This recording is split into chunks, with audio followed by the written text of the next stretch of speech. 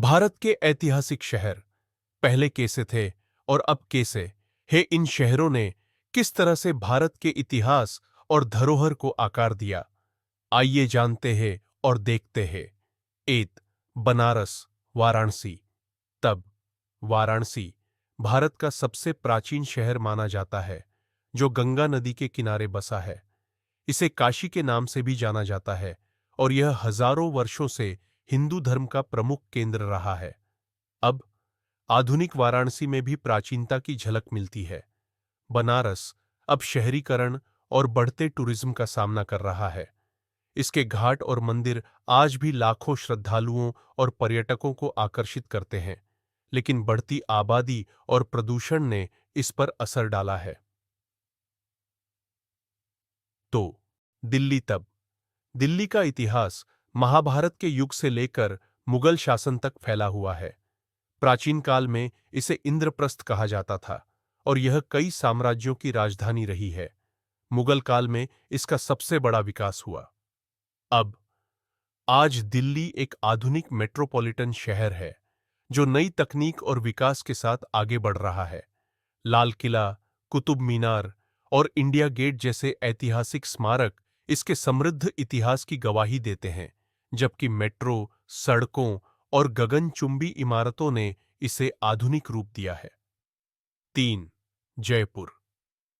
तब जयपुर को pink city कहा जाता है और यह 1727 में महाराजा सवाई जय सिंह द्वितीय द्वारा स्थापित किया गया था। इस शहर की वास्तुकला और परंपराएं राजस्थानी संस्कृति को दर्शाती हैं। अब जयपुर ने भी आधुनिकता को अपनाया है, लेकिन अपने ऐतिहासिक और सांस्कृतिक महत्व को बनाए रखा है। हवा महल, आमेर का किला और जंतर मंतर जैसे स्मारक आज भी जयपुर को एक प्रमुख पर्यटन स्थल बनाते हैं। कोलकाता, कलकत्ता। तब ब्रिटिश राज के दौरान कोलकाता को भारत की राजधानी कहा जाता था।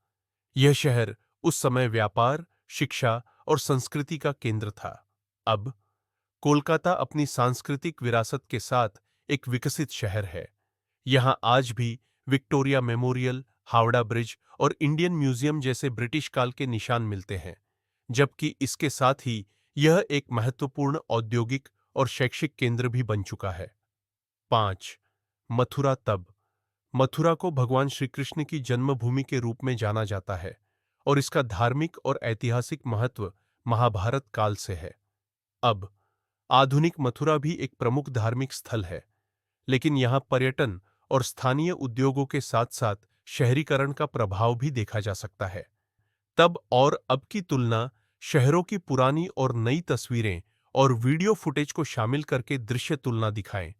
उदाहरण के तौर पर कैसे शहरों का इंफ्रास्ट्रक्चर, संस्कृति और सामाजिक व्यवस्था बदली है। 4. सकारात्मक और नकारात्मक बदलाव।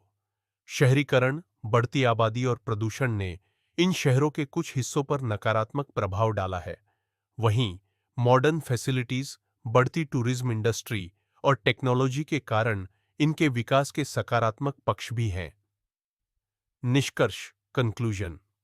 प्रत्येक शहर की अपनी अनोखी कहानी है, जो प्राचीनता और आधुनिकता का संगम है। दर्शकों